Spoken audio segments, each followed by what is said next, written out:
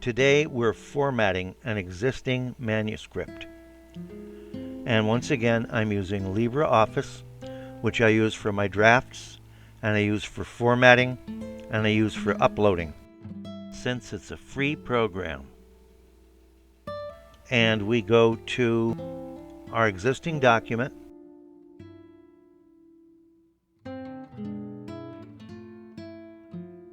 First thing we do with any existing manuscript, if you haven't already, is to put page breaks between your title, your copyright, your table of contents, and each chapter. You go up to the Insert menu, Page Break. You make sure that you have a page break between each introductory page and each chapter. The next thing you do is hit the Control key and the A key. And this globally grabs the entire text in the manuscript.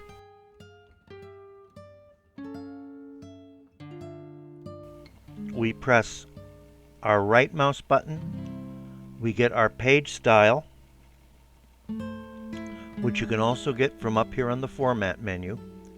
There's page style. If you're not using LibreOffice, you'll have to find page style from your own software. Look around at Format and Styles, and see if you can find page style.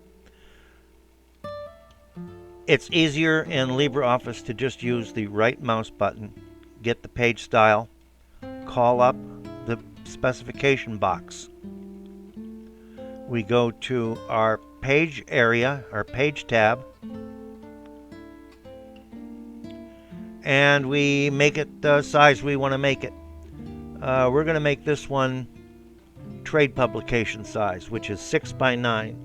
So we dial in 6 inches for the width and 9 inches for the height. We go over here to page layout, and we change it from right and left to mirrored. That's our double-sided print. Next, I call up my regular old margins. I have these saved in a file, and there it is, 6 by 9 trade publication.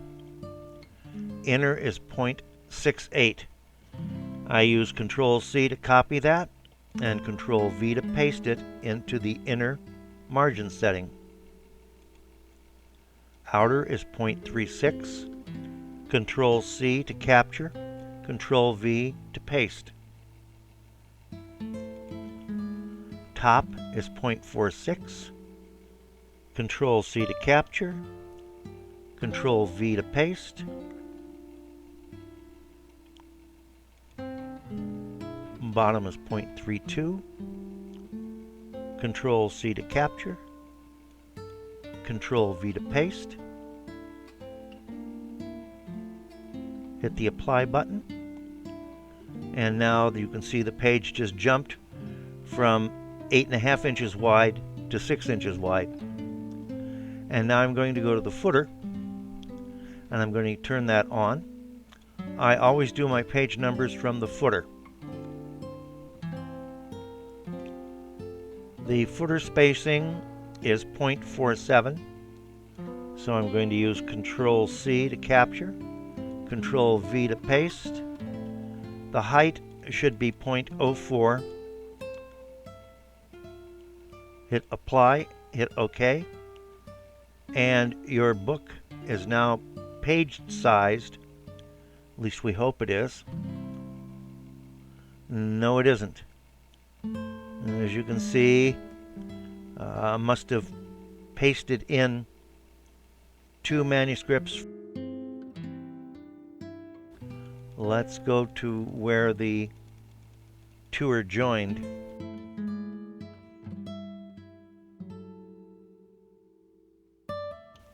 This can happen sometimes if you write out of sequence and you insert a new chapter into a book. Okay, you put the text element into the last page, go up to the top, press your Shift key, and put your text element in. And now this should have this whole front section highlighted. And we do the page style again. 6 by 9.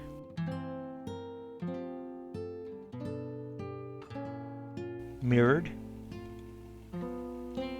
And we once again do our inner,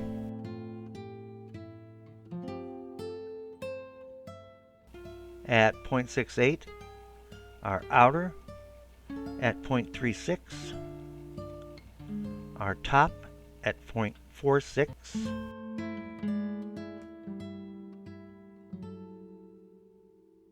and our bottom at 0.32.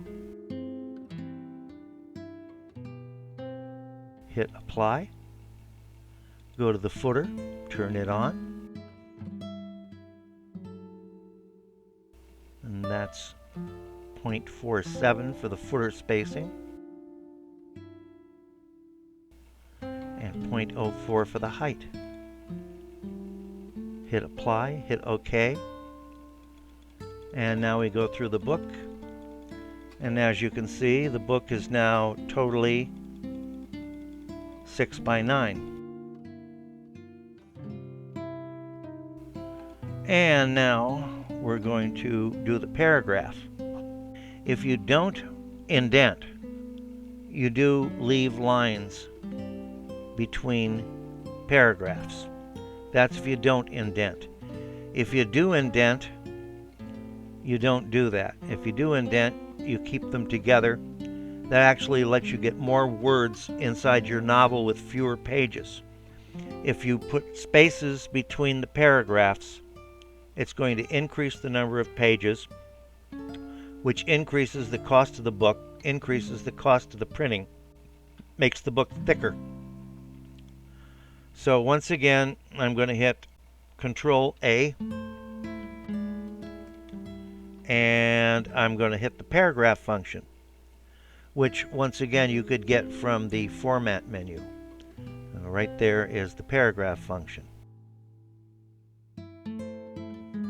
First line, 0.20 or greater.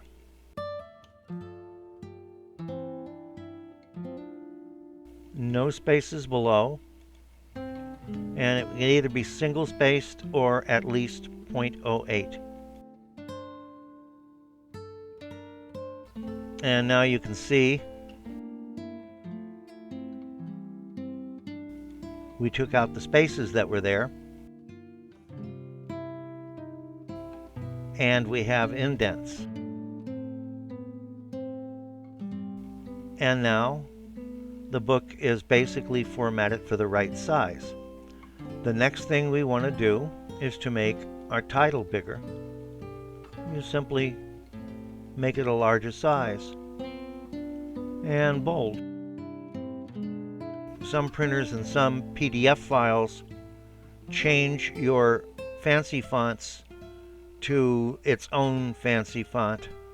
I just had that problem recently in a book, and I never had that problem before. So this is something new, and it isn't everywhere, and it isn't with every PDF file. But here we're going to do the fancy fonts, and you go up here to the font selector box, and you can make it like that. That's a very fancy font. Undo the bold. Since this is a science fiction, maybe a science fiction looking font might work well. That's Alien Encounters.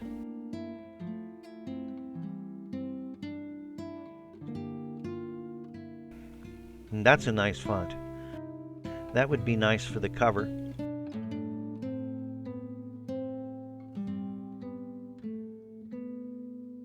Let's just use the standard old ordinary Arial. which is what your ebook is going to end up being anyway. And the author's name can be small like this, or you can make it a little bit bigger. Let's make it 14 or 16. Now, for an ebook, you'd want it at the top. For a print book, you generally bring it down about 1/4 of the way. In fact, let's pull this book back so that we can see it. That might be too low. Okay, that looks okay. Either that or that, one of the two. You toy with it and decide. The copyright notice is centered for ebooks and left flush for print books. Control L for left flush. And it's usually down a little bit. All rights reserved. If you have other things like your ISBN number, you can write that in if you know it already. ISBN, Library of Congress number, LCCN, you can write that in. I think the Library of Congress wants that. If you have a Library of Congress number, they also want the city and country of publication. So you can put Made USA. If you're doing it through KDP, that would be Middletown, Delaware. They will print it at the back of the book. I believe Ingram also prints it at the back of the book on a print book. They print the city in which their printer was made. Table of contents. If you do that, you have to do it manually unless you have Microsoft Word, which has an automatic table and contents maker. If you want to do it manually, it's very simple. You insert a page break. And now we have a brand new page there, table of contents. And then it's, chapter 1. And either a bunch of dots or a bunch of dashes. Chapter 2. Let's check the book itself. I didn't put the page number in here.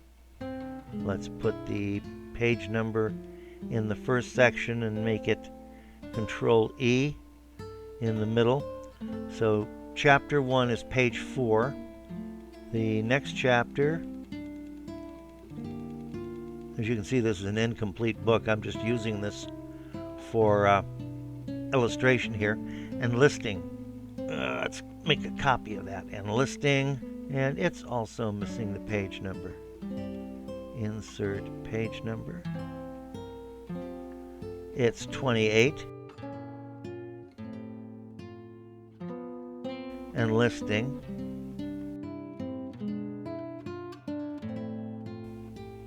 Page 28. You'd have to do this manually for everything if you want to put a contents in. And I'll make that in the middle. Let's go through our book again and make sure we got page numbers everywhere. If you splice chapters in, you're going to have to do this. You may have to go through 200, 300 pages to make sure that the page sizes are correct, that your paragraphs are correct, and that you have page numbers everywhere. I had one book in which I had to do this 5 or 6 times. And that's because you don't write continually within the template. Okay, now we go to chapter 1. And we're going to make this heading 1. The reason I did it heading 1 is for the automatic table of contents maker in Microsoft Word. Also, as you can see, it makes the chapter larger in size, darker in size. It looks like it's Arial now. And Control E to put it in the center. This is where you would put it for a ebook, at the top with just a space or two down below. For a print book, you generally want to bring it down 1/4 of the page, and you generally want to bring the text down about 1/3 of a page. What you want to do when you're finished is make sure it's uniform. You use like a sheet of paper or a ruler, and you make sure that it goes from the top here of the from the top of the page down here to the chapter, the same for every chapter, and the same here, the gap between the chapter title and the text.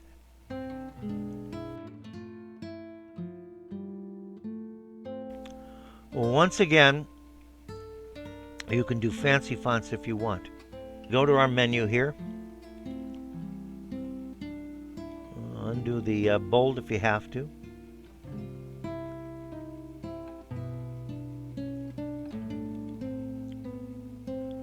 You find something you like.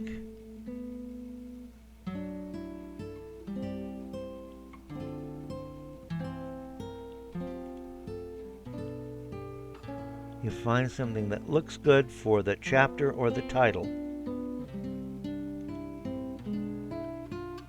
And if necessary, you make its font size bigger.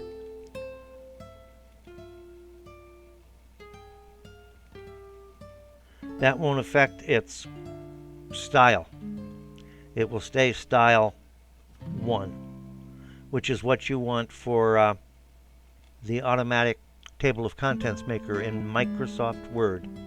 If you add it like this, and if your system, the system that you use for distribution, for publication, doesn't change the font, it will look like this.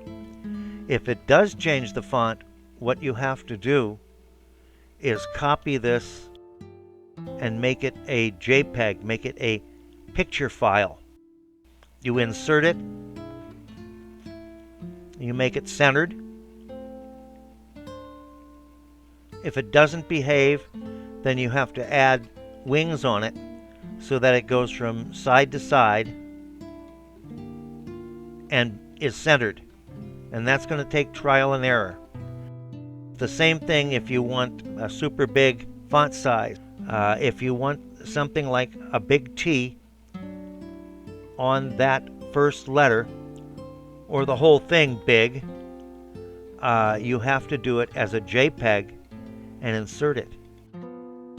And if you do that as a picture, you can make it from down here at the where all the way up to the top, and it would be flush left, and then everything would be spaced accordingly. And you've seen that in some books, and that's how it's done. It's done as a JPEG image. We're going to go to our next chapter. We're going to make this style heading 1. And once again, we're going to go Control E. This is perfect for an ebook, but for our print book, we're going to bring it down more. And this is on page 28. I remember that from indexing it. And listing. And we're going to change this to calligraphy to make it uniform. And we're going to bring its point size up. You want to try and keep them the same size. This is called typesetting, and this is what a publisher does. You have to do all the jobs. That's what it's all about when you self-publish. You're doing all the job. And as you can see, I have pictures in here. These have to be resized. It's a simple matter of just clicking on it and shrinking it like that to make it the same size as the text. Same here. We make it the same size as the text and we center it. And Air Force Life. Let's make that style heading 1, and that's on page 40. Control E. We're going to make this 32. We're going to make it calligraphy. And we're going to bring it down about 1/4. And we're going to bring this down about a third. Remember, you want to make those uniform. When you get your printed proof from Kindle, or you get your printed proof from Barnes & Noble, or you get your printed proof from Ingram Spark, you want to take a look at these pages, at these chapter starts, and make sure that they're all roughly in the same ballpark. You don't want one higher drastically and one lower drastically. You want them to be roughly the same, which is why sometimes you have to make several printed proofs, because you're going to not like the way the margins are. You're going to not like the way the spacing in the middle is. You're going to not like the way your spine looks. So you're going to redo things on the cover and redo things on the inside. Try to make them uniform. I'd move them all the way across, actually. Let's do that, in fact. Let's move it all the way across. Make it look niftier. This is your job as a publisher, as a self-publisher. Your job is to make it look nice. And we save it.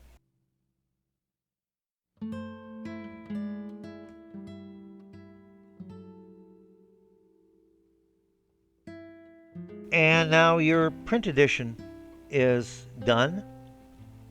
If you want, you can go back and just undo the chapters and put them flush at the top.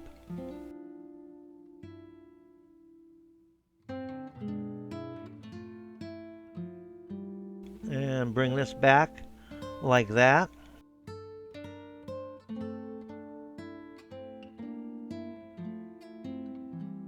Same here.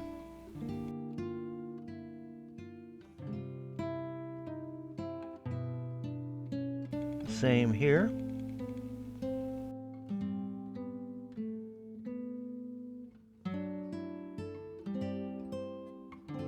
Okay, and now we save as, and this would be our ebook.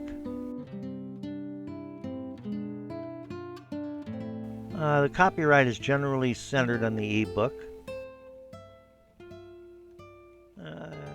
It's not done at Middletown, so we just say Made in USA. And you can leave the ISBN and the Library of Congress number in if you want to, if you've got it. And the contents would also be centered, and it wouldn't have page numbers.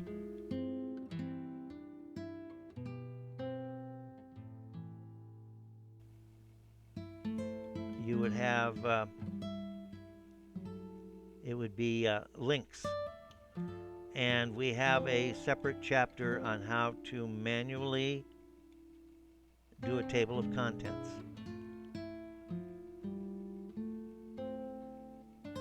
And if we are doing this for an ebook, we usually best to center it.